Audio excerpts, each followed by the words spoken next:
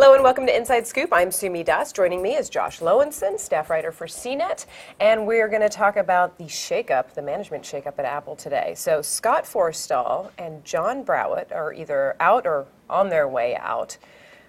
Why are they leaving? First, let's back up for a moment here. What positions do they hold?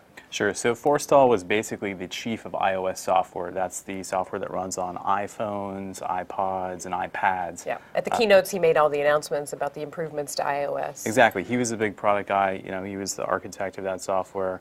He put that team together originally with Steve Jobs, and they created the software that's basically going to run their mobile devices for the next 10 years. The other guy is John Browett. This is someone who Apple hired, who started back in April, and he's basically a replacement for the retail chief. So he was in charge of all the retail stores, all the comings and goings of all that product and the management and the strategy. So he's out, he's gone. Okay, so why did they leave? Was this a forced departure, or what are the rumors? So Apple said simply that they're leaving, but there have been multiple reports from all sorts of reputable places that say that these guys were canned, and Browett sooner than Forstall. Forstall isn't actually leaving the company until sometime next year, but we can assume it's going to be early on.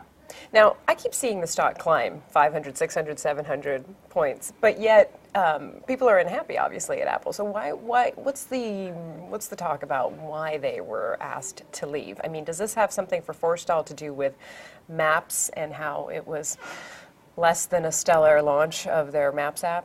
Yeah, there were really two kind of things focusing here. One of them is perceived missteps under Forstall's watch in terms of software. One of those is obviously Maps. You have just a product that was not enjoyed by people at all. It did not delight or surprise. No, and that's not to say it's a totally flawed product. You know, there's still benefits to it, but it wasn't quite the execution that people are used to. Otherwise, you know, he's really been known for shipping software on time. They've had these yearly releases. I think at any other company, a lot of people would say that's a success. What's come out since then is that he really didn't play well with others behind the scenes. There's reports that he couldn't even be in rooms with other executives at this top level, which for a company like Apple, you just can't have that. Yeah. The apology that Tim Cook issued after Maps was released and people expressed their disappointment very publicly, that came out at the end of September.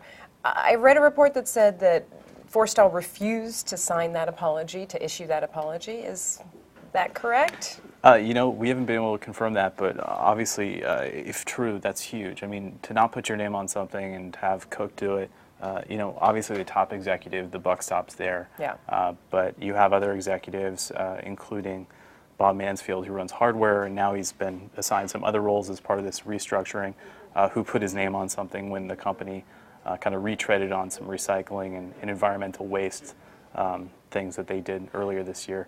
And he really took the responsibility for that. Okay. And Browett, were there mistakes that were made at the retail stores? Sure. So there were reports of layoffs and cutbacks, and you know, for an organization like retail, which is really Apple's crown jewel, something that brings in billions of dollars, and really the kind of the experience people have with Apple the first time. Public face of Apple in many ways. You don't want anything tarnishing that, and it didn't happen for the 10 years that Ron Johnson was under the watch. All right, so what does this mean? Does this give us any insight into the post-Steve Jobs era of Apple? I mean, that's what everybody is wondering about. Is this a signal of what's to come? Yeah, you know, a lot of analysts that we talked to and who put out notes this morning really say that this isn't a bad thing. They say that change is good, and this is really just Tim Cook kind of putting his stamp on the company. Right. So, I mean, you know, we'll see when the market opens up again tomorrow what actually investors think. Okay, Josh, thanks so much. My pleasure. For Inside Scoop, I'm Sumi Das. Thanks for watching.